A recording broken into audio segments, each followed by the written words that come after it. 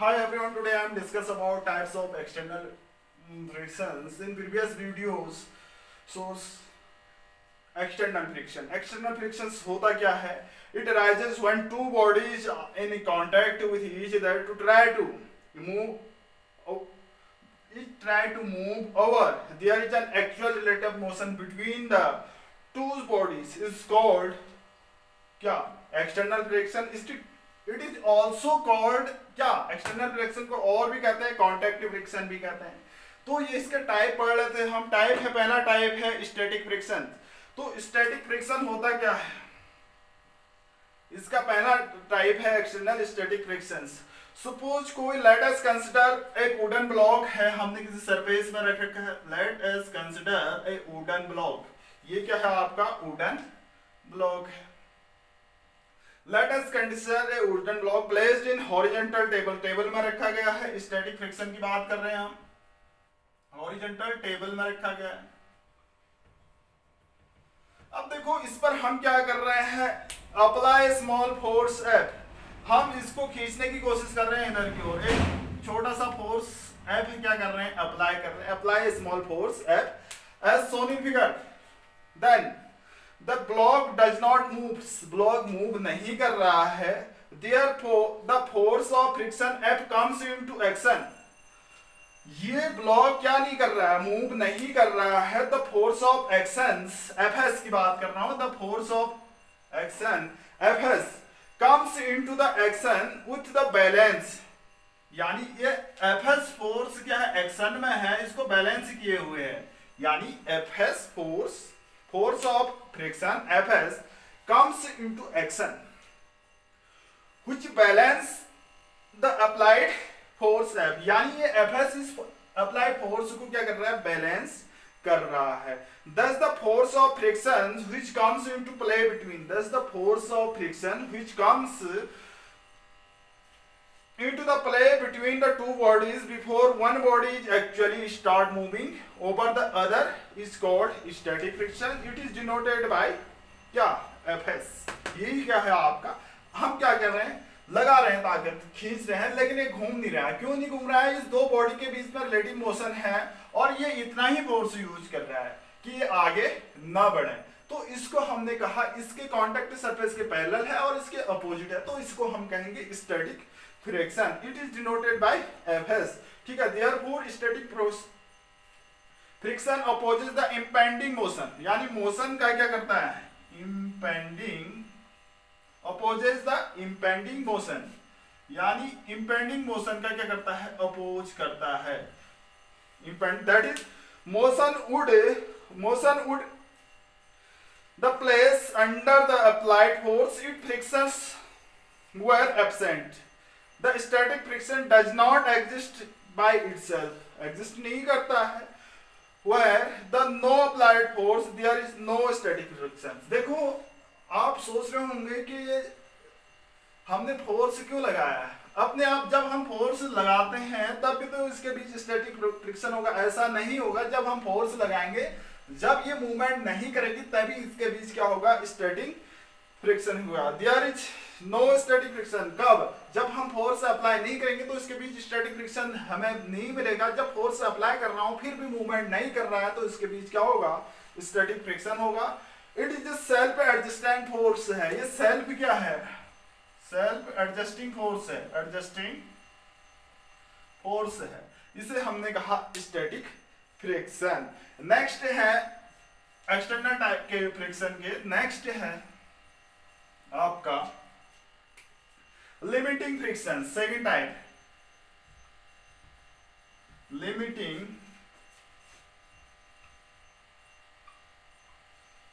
Friction. किसे कहेंगे? Limiting. Same static का है। जैसे क्या होता है?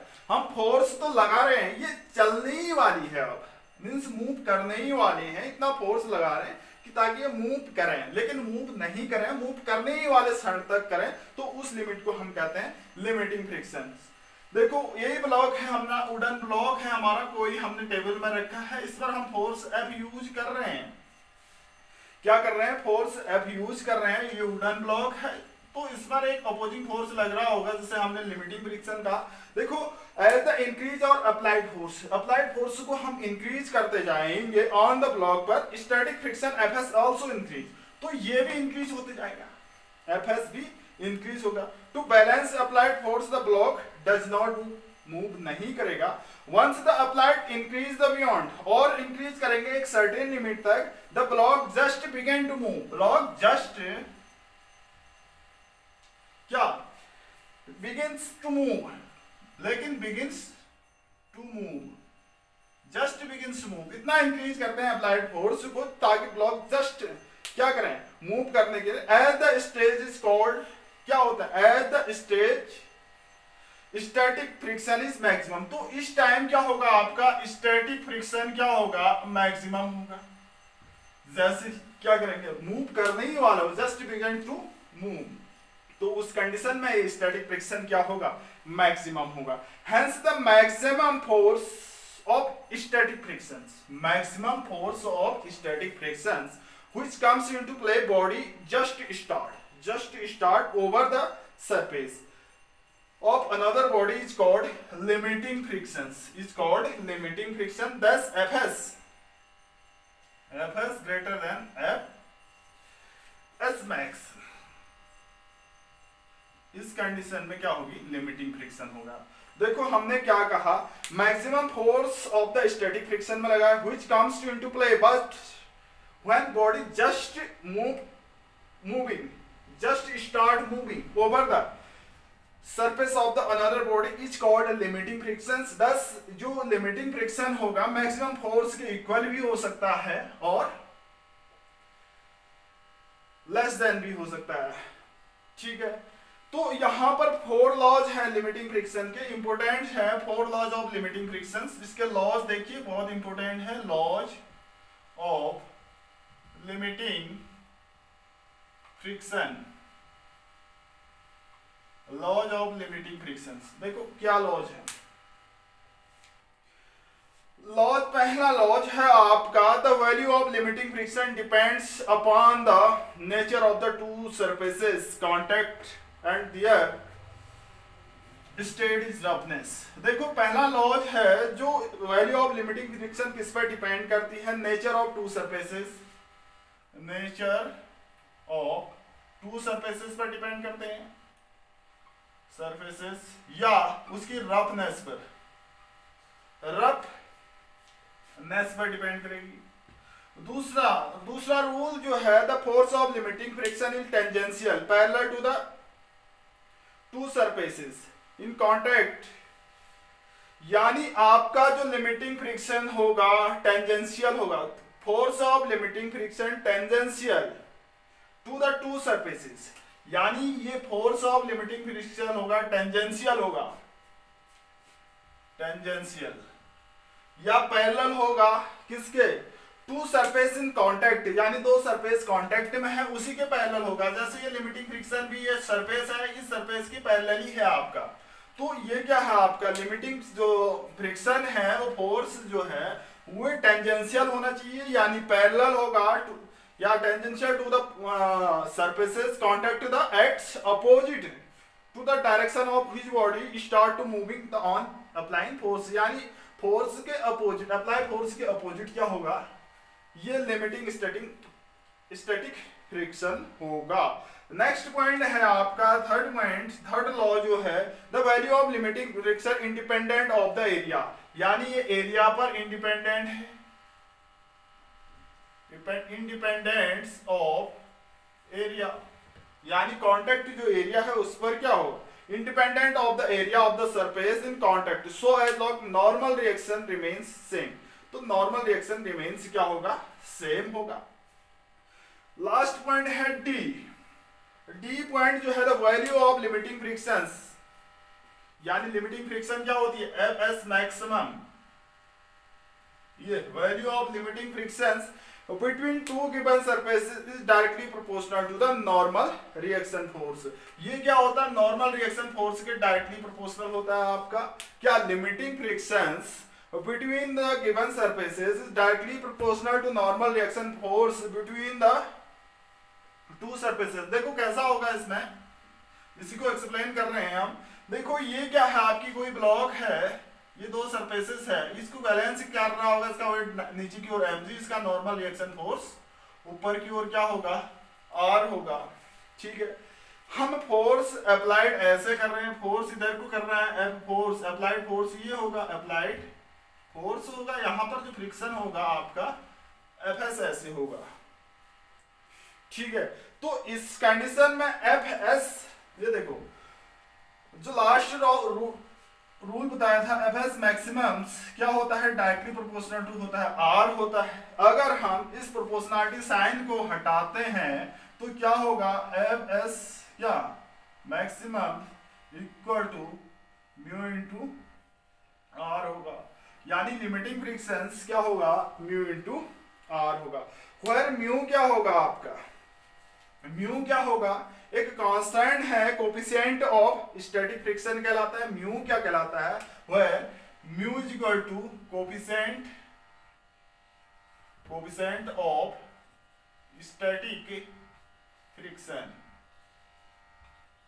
ठीक है, तो यहां पर R क्या है, वेट है, डाउनवर्ड डायरेक्शन में mg है, तो यहां पर m क्या है, मास ऑफ द ब्लॉक है, तो यहां से हम म्यू एस फाइंड कर सकते हैं। Mu S means coefficient of static friction, mu S, इसको एस लिख देते हैं, म्यू एस इक्वल टू क्या होगा, एफ एस क्या मैक्सिमम अपॉन आर होगा।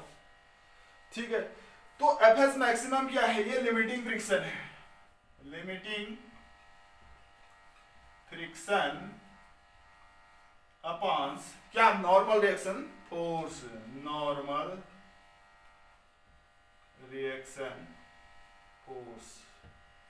तो ये क्या होगा आपका, static coefficient of static friction is equal to limiting friction upon normal reaction force. ये तो है आपका लिमिटिंग, इंपोर्टेंट है लिमिटिंग फ्रिक्शंस। और इसके रूल क्या है आपके, फोर लॉ है, पहला है limiting friction depend does not depends on the, यानी किस पर डिपेंड होता है, नेचर पर डिपेंड होता है ऑफ द सर्फेसेस के, और उसकी रफनेस पर डिपेंड होता है। दूसरा है लिमिटिंग फ्रिक्शन क्या होता है, टेंजेंशियल होता है। थर्ड है वैल्यू ऑफ लिमिटिंग फ्रिक्शन उसके एरिया पर इंडिपेंडेंट होता है।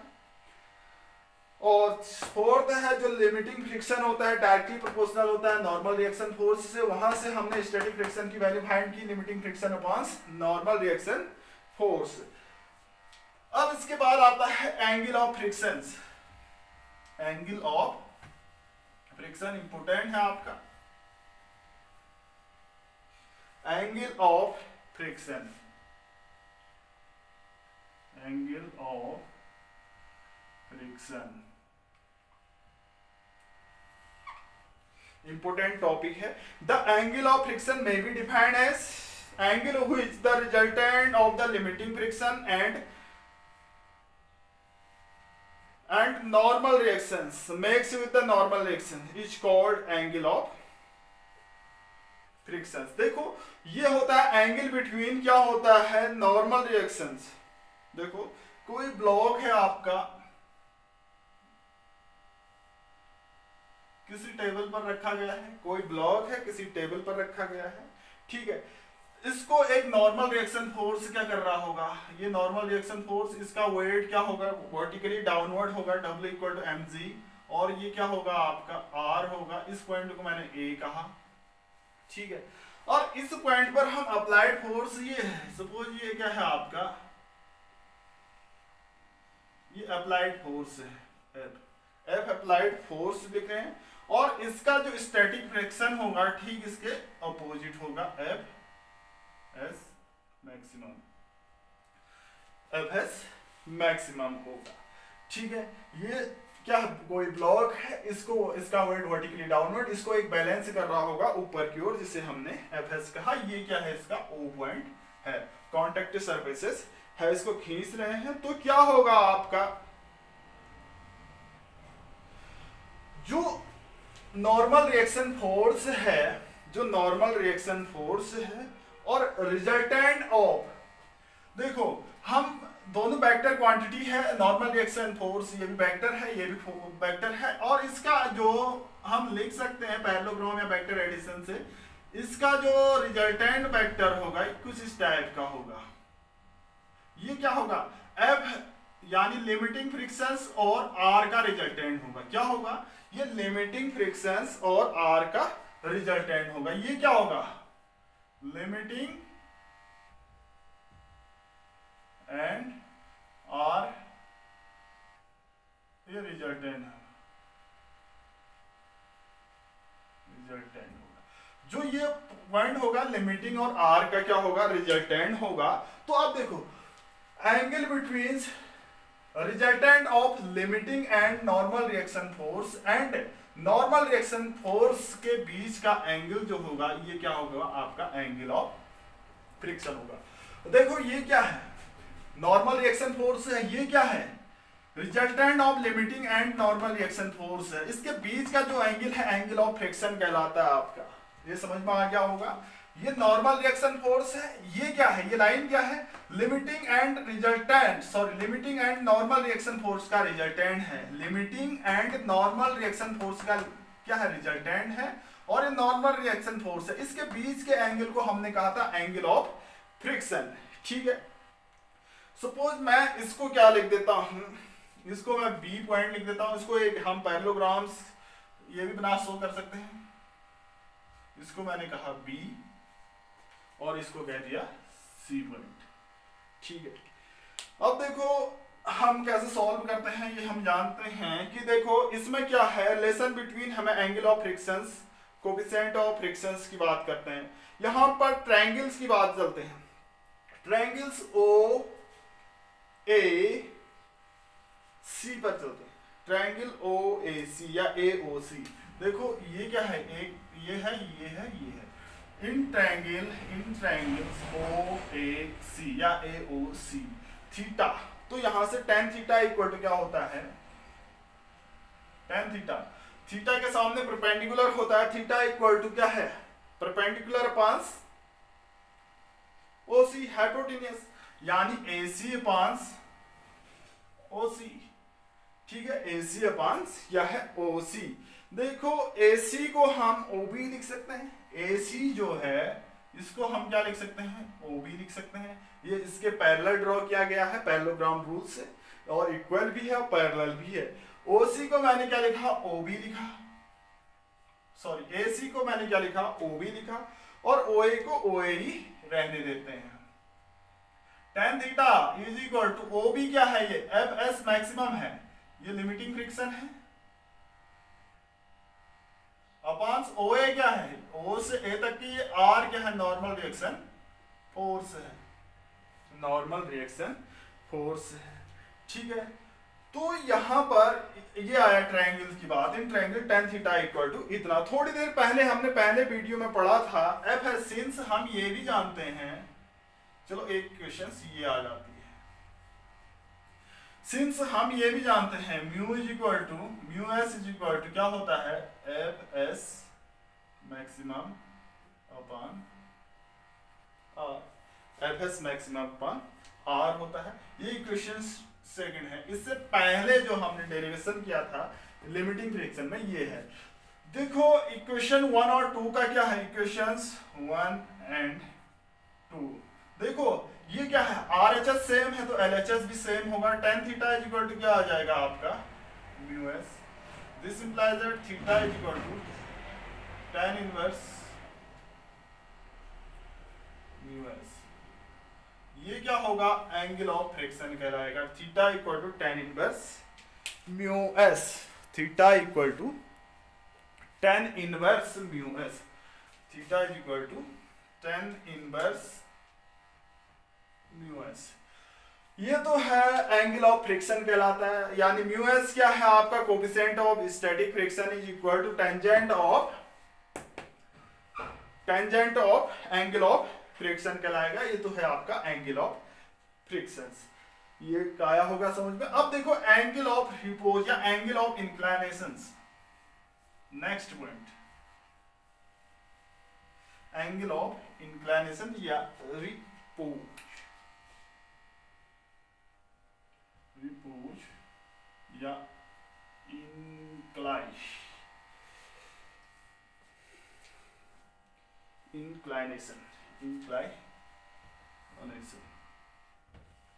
Angle of inclination. देखो अब हम क्या एंगल ऑफ रिपोज कैसे या एंगल ऑफ इंक्लाइनेशन कैसे डिफाइन कर सकते हैं। The minimum angle inclination of a plane with a horizontal. देखो कोई प्लेन है,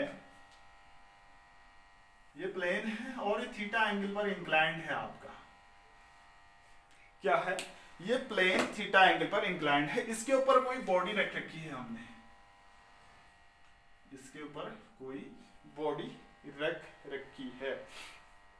तो क्या हो रहा है, नीचे की ओर स्लाइड हो रहा होगा, नीचे की ओर स्लाइड हो रहा होगा सब, ठीक है। इसको बैलेंस क्या कर रहा होगा, इसका नॉर्मल रिएक्शन फोर्स आर इसको क्या कर रहा होगा, बैलेंस रखा गया होगा। और नीचे को क्या कर रही है, ये स्लाइड हो रही है, ठीक है। और इसको जो वर्टिकल डायरेक्शन में क्या होगा, इसका m इंटू जी वेट ऐसे होगा, ठीक है, m इंटू जी हो रहा होगा।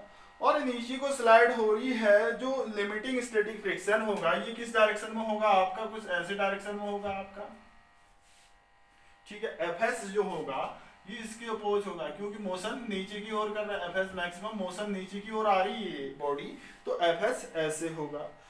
सपोज मैं कह रहा हूं अगर ये mg को हम कंपोनेंट्स में डिवाइड करते हैं, ये mg जो है हॉरिजॉन्टल से क्या बना रहा है आपका, हॉरिजॉन्टल से अल्फा एंगल बना रहा है, ये अल्फा। ये mg एक फोर्स है, इसको हमने कंपोनेंट्स में डिवाइड कर सकते हैं। इसका हॉरिजॉन्टल कंपोनेंट्स क्या होगा, mg cos अल्फा, और इसका परपेंडिकुलर या वर्टिकल कंपोनेंट होगा mg sin अल्फा, ठीक है। तो सपोज ये एंगल ऑफ ये अल्फा ही होगा, हाँ ये एंगल क्या होगा, अल्फा होगा, और ये एंगल ये अल्फा है तो ये भी क्या होगा, अल्फा है, ठीक है। अब देखो कैसे angle of repose is defined as the minimum angle of inclinations of a plane with horizontals such that the body placed in a such placed on the begins to slide, यानी नीचे की ओर slide होना शुरू करिए down the incline, it is represented by alpha, इसको हमने alpha से represent कर रहा है। And the value of depends on the material and natural of the surface of the contact, यानी द कॉन्टेक्ट में आ रही है आपकी। कंसिडर ए बॉडी ली हमने जिसका मास m है, inclined at an planes, alpha angle पर क्या है, इंक्लाइंड है, ठीक है। Adjust that the body on the begin just begin to slide होना शुरू किया down, the alpha is the angle of repose, various forces acting on the body, अलग अलग फोर्सेस एक्टिव हो रहे। पहला पॉइंट है, देखो पहला पॉइंट है the weight of the mg of the body is क्या है, mg है जो वर्टिकली डाउनवर्ड है, वर्टिकली क्या है, डाउनवर्ड डायरेक्शन में है, ठीक है। बॉडी पर जो वेट लग रहा है वो वर्टिकली डाउनवर्ड है। लिमिटिंग फोर्स एफएस है, दूसरा फोर्स क्या लग रहा है, लिमिटिंग फोर्स है एफएस मैक्सिमम क्या हो रहा है, यानी इंक्लाइंड प्लेन्स क्या है, इंक्लाइंड प्लेन के अपवर्ड डायरेक्शन में है, ठीक है, इंक्लाइंड प्लेन के अपवर्ड डायरेक्शन में है।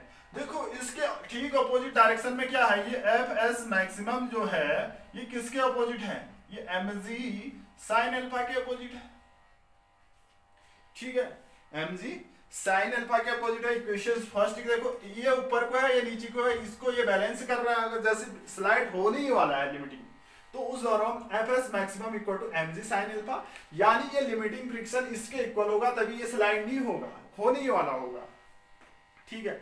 Next third relation, third forces की बात करते हैं, नॉर्मल रिएक्शन फोर्स की बात करते हैं।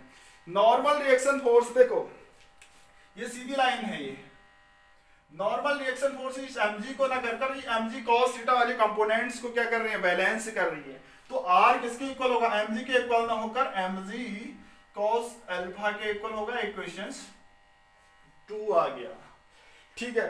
तो यहां पर equations 1 and 2, equation 1 divided by equation 2, equations 1 divided by equation 2, fs max upon r is equal to mg से mg कैंसिल आउट हुआ तो sin अल्फा अपॉन क्या cos अल्फा, इसको हम पढ़ते हैं tan अल्फा, देखो mg से mg कैंसिल आउट हुआ, sin alpha upon cos alpha is equal to tan alpha. तो यहाँ पर इसको हम क्या पढ़ते हैं, म्यू एस पढ़ते हैं, सिंस ये हम जानते हैं म्यू एस होता है ये coefficient of static friction. Mu S is equal to क्या है आपका tan अल्फा। इसको हमने क्या लिखा, म्यू एस और tan अल्फा आ गया, mu S equal to tan alpha. तो यहां से coefficient of static friction is equal to, इसमें भी क्या होता है, coefficient of static friction is equal to the angle of क्या, equal to the tangent of the angle of repose या एंगल ऑफ इंक्लिनेशन। ठीक है, तो mu S is equal to tan alpha हम ये जानते हैं। ये तो है एंगल ऑफ इंक्लिनेशन या एंगल ऑफ रिपोज है, इक्वेशन एक्स आते हैं। सिंस हम ये भी जानते हैं mu S is equal to ये भी होता है tan theta, mu S is equal to tan theta होता है, ये हम जानते हैं।